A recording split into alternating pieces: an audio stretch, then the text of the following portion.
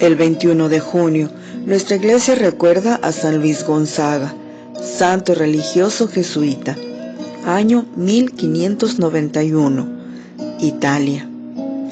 Nació el 9 de marzo de 1568. Fue el hijo mayor de los príncipes de Castiglione, Ferrante de Gonzaga y Marta Tana. La pareja tuvo 6 hijos más. La madre lo había consagrado a la Santísima Virgen y llevado a bautizar al nacer. Por el contrario, a don Ferrante solo le interesaba que fuese soldado como él. Desde pequeño aprendió las artes militares. En cierta ocasión acompañó al padre al entrenamiento de los soldados. Allí entendió la importancia de ser valiente y el sacrificio por los ideales, pero también adquirió un vocabulario muy rudo, palabras que repetía constantemente cuando regresó al castillo. Su tutor lo reprendió, haciéndole ver que aquel lenguaje no solo era grosero y vulgar, sino blasfemo. Luis se mostró sinceramente avergonzado y arrepentido, de modo que jamás volvió a repetirlo. A los 7 años de edad experimentó un despertar espiritual. Recitaba a diario sus oraciones y el oficio de Nuestra Señora, los 7 salmos penitenciales y otras devociones, siempre de rodillas. A los 9 años en Florencia hizo voto de virginidad a la Virgen María. En 1577, su padre lo llevó con su hermano Rodolfo a Florencia, Italia, dejándolos al cargo de varios tutores para que aprendiesen el latín y el idioma italiano puro de la Toscana. Luis hacía progresos en estas ciencias, pero también en su camino a la santidad. El obispo San Carlos Borromeo, al visitar su diócesis, se encontró con Luis, maravillándose de que en medio de la corte en que vivía mostrase tanta sabiduría e inocencia, y le dio él mismo la primera comunión. Obligado por su rango a presentarse con frecuencia en la corte del Gran Ducado, se encontró mezclado con aquellos que formaban una sociedad para el fraude, el vicio, el crimen, el veneno y la lujuria en su peor especie. Pero para un alma tan piadosa como la de Luis, el único resultado de aquellos ejemplos funestos fue el de acrecentar su celo por la virtud y la castidad.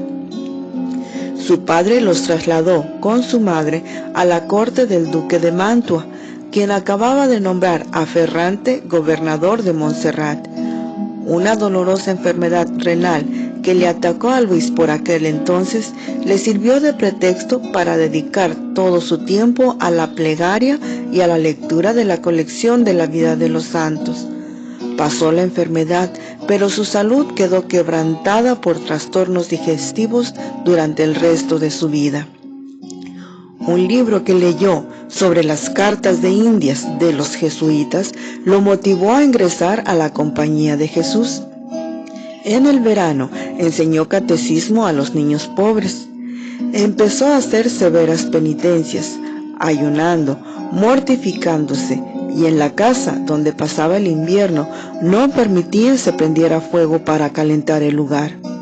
Se levantaba a mitad de la noche para rezar de rodillas en las losas. En 1581 se dio a Ferrante la comisión de escoltar a la emperatriz María de Austria en su viaje de Bohemia a España. La familia acompañó a Ferrante y al llegar a España, Luis y su hermano Rodolfo fueron designados pajes de don Diego, el príncipe de Asturias. A pesar de sus obligaciones como paje, nunca disminuyeron ni su devoción ni sus prácticas en las devociones.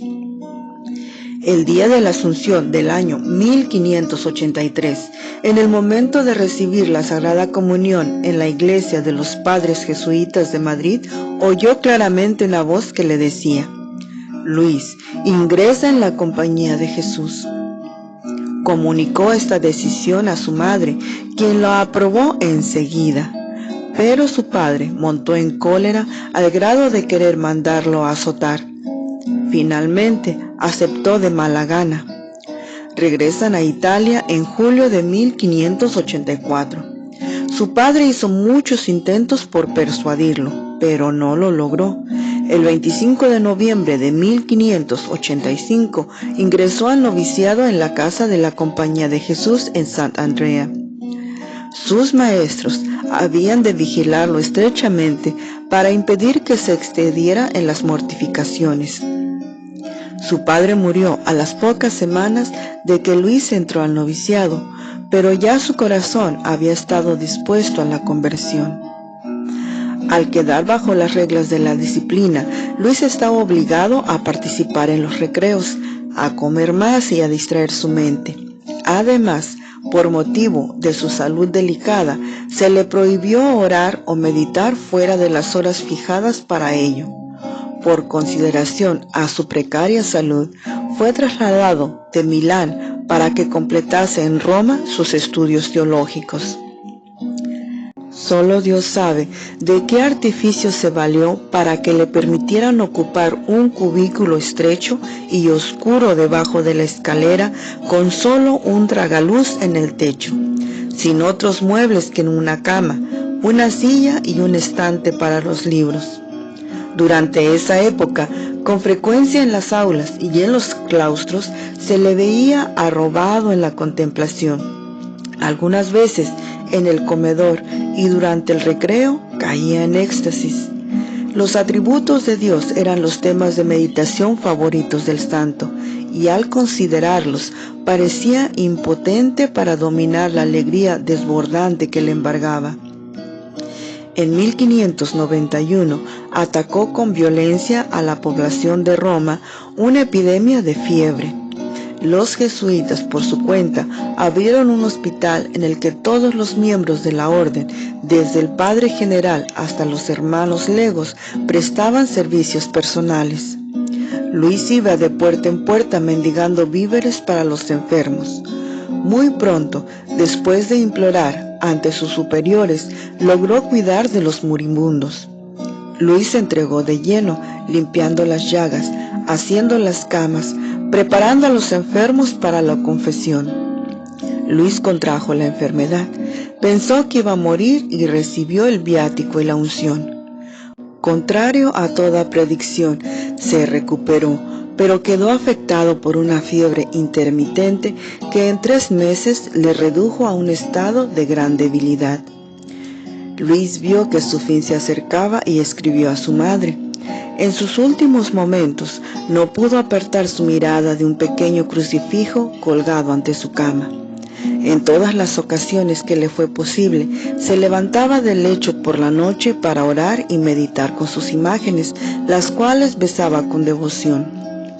Con mucha humildad, pero con tono ansioso, preguntaba a su confesor, San Roberto Belarmino, si creía que algún hombre pudiese volar directamente a la presencia de Dios, sin pasar por el purgatorio.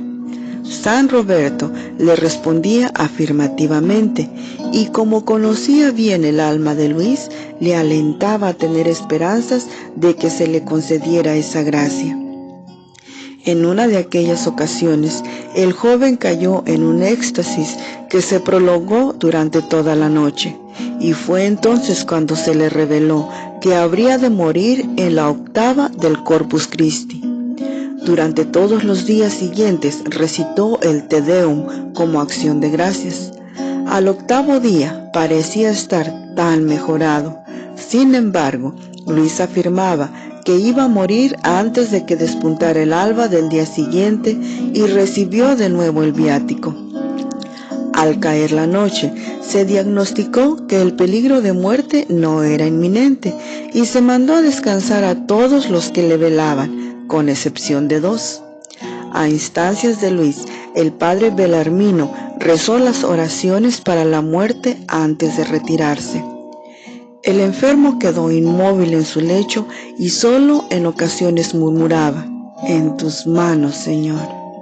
Entre las 10 y las 11 de aquella noche se produjo un cambio en su estado y fue evidente que el fin se acercaba. Con los ojos clavados en el crucifijo y el nombre de Jesús en sus labios, expiró alrededor de la medianoche entre el 20 y el 21 de junio de 1591, al llegar a la edad de 23 años y 8 meses.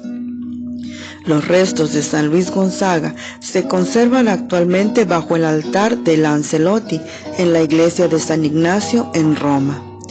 Fue canonizado en 1726. El Papa Benedicto XIII lo nombró protector de estudiantes jóvenes. El Papa Pío XI lo proclamó patrón de la juventud cristiana. Señor y Padre nuestro, danos siquiera un poco del amor que San Luis tenía por las cosas del cielo, que no dejemos de aspirar el estar en tu presencia en el día final. Por Jesucristo nuestro Señor. San Luis Gonzaga ruega por nosotros. Amén.